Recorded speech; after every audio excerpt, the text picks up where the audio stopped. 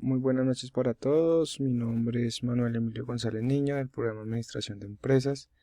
En esta oportunidad me encuentro viendo la materia contratación pública y privada. Ya estamos en la fase final.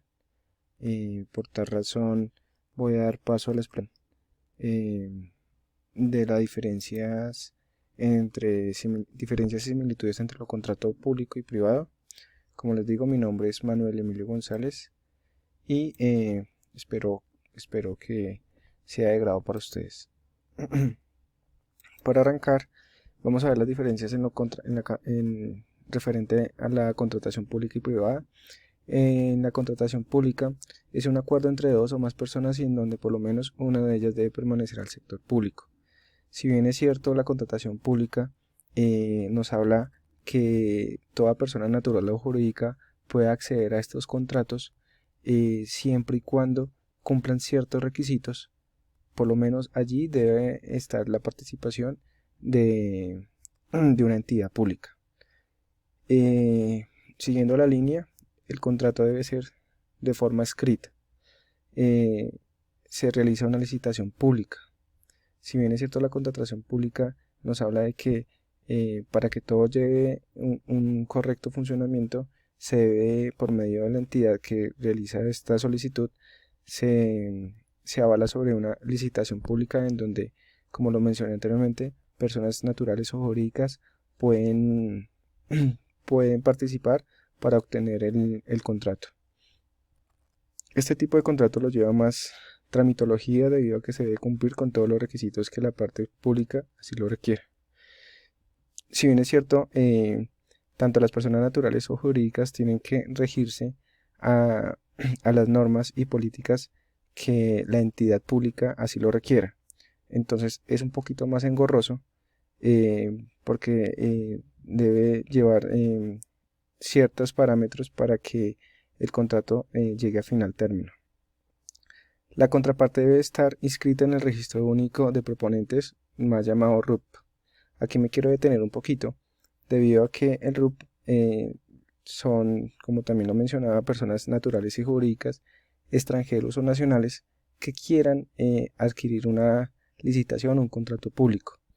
Este RUP lo manejan las cámaras de comercio de cada municipio, alcaldía, y es allí donde hay como una historia de ese proveedor o de esa empresa en la cual se mira su experiencia, la capacidad jurídica, capacidad financiera, capacidad técnica. Entonces es como la hoja de vida de la empresa. Este tipo de contrato busca el bien común, comunidad y al Estado. Pasando a la contratación privada, perdón, no existe nadie del sector público. Entonces pueden ser dos empresas en donde de común acuerdo lleguen a firmar o delegar un contrato como tal y no necesita pues de alguna entidad pública que esté allí presente. En donde se realiza un contrato verbal o escrito, a diferencia de la contratación pública que es escrito, este puede tener esas dos connotaciones, tanto verbal o escrito. No es necesaria una licitación pública versus la contratación pública que sí lo requiere. Este tipo de contrato es más rápida, ya que si las partes no lo requieren pueden hacer el trámite de forma informal, ejemplo, ante una notaría, verbalmente, etc. Las dos partes deben conocer las ventajas y desventajas de celebrar el contrato. Acá, acá es un poco de ganar-ganar, ambas empresas, ambas entidades. Este tipo de contrato se crea para beneficio de las partes involucradas, a diferencia del contrato público, en donde el beneficio es en la comunidad y en el Estado. Pasando a las partes del contrato público y privada, se dividen en cuatro partes. Un cuerpo sustantivo, en donde vemos las características, las partes involucradas, la fecha de iniciación y fecha de culminación. Es como la hoja de ruta donde se empieza el contrato, donde se van a especificar las cláusulas, las características propias del contrato. Hay una exposición, nos dice que son las condiciones y precedentes existentes en el momento de celebrar el contrato, toda cláusula, toda detalle que tenga el contrato, allí va en esa exposición. El cuerpo normativo nos dice que allí se denota todas las posibles sanciones al momento que alguna de las partes incumpla un contrato. Si bien es cierto, hay que dejar las cosas claras desde el principio, las reglas claras, para que no se lleven sorpresas en la ejecución del contrato. Cierre, donde se firman las partes, anexos, fotocopias de cédulas y folios, entre otros. Principios de la contratación pública y privada. Principios de transparencia. Se debe retomar el acuerdo al artículo 24 de la Ley 80 del 93. Allí esta ley nos habla sobre todo lo que tiene que ver con la contratación pública y privada, sus anexos, las prohibiciones, todo el paso a paso de cómo una persona natural o jurídica debe acceder a estos contratos. Entonces allí nos hablan el principio de la transparencia, donde las personas tienen que ser éticas en lo que dicen, deben ser transparentes en la información que suministran. Principio de la economía, todo es movido por el dinero, sin él no se puede arrancar lo dispuesto en el contrato. Sí, así es cierto. La economía es el baluarte para empezar algún tipo de contrato. Si no hay una economía o dinero de por medio, no se puede ejecutar este contrato. Principios de selección objetiva nos dice sobre la igualdad de condiciones las personas que están involucradas en el contrato. En estos contratos hay equidad, hay, como su nombre lo dice, el principio de selección objetiva. No se debe tener preferencias por uno u otro, siempre y cuando se debe elegir a la empresa que cumpla todos los requisitos previamente establecidos. Principio de buena fe, tener una ética, honestidad y palabra de lo que allí se está diciendo y colocando de manera escrita. Bueno, la buena fe es lo que identifica a la empresa, una persona, entonces siempre partiendo de ella. Principio de publicidad, toda persona está en el derecho como ciudadano de ver, analizar, estudiar el contrato, pero siempre y cuando el contrato sea público. Recordemos que en la contratación pública, nosotros como personas naturales podemos acceder al contrato y hacerle seguimiento para ver cómo van en la ejecución. Principio de igualdad, todas las partes que deseen participar en el contrato tendrán el mismo tiempo, derechos y deberes que la norma lo exija.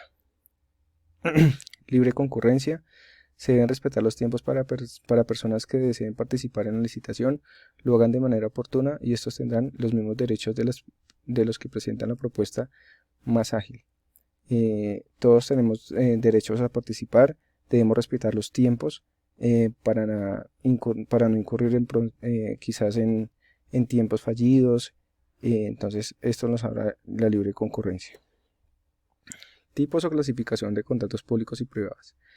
En el privado encontramos varios tipos de clasificación de contratos. Entre ellos encontramos los contratos laborales, que nos dice que es a término fijo, nos dice y nos marca la hoja de ruta en donde inicia y quizás no donde termina, sino nos da los tiempos estimulados en cada acción. Término indefinido, aquí sí nos dice cuánto dura ese contrato, cuándo es la fecha de caducidad. También obra o labor, ocasional y aprendizaje. Este aprendizaje abarca más que todo a nivel educativo. Contratos civiles, encontramos unilateral de una sola persona, bilateral de dos, contratos gratuitos donde pues no hay algo monetario que nos remunere, oneroso, conmutativo, aleatorio, principal, accesorio, real, solemne y consensual.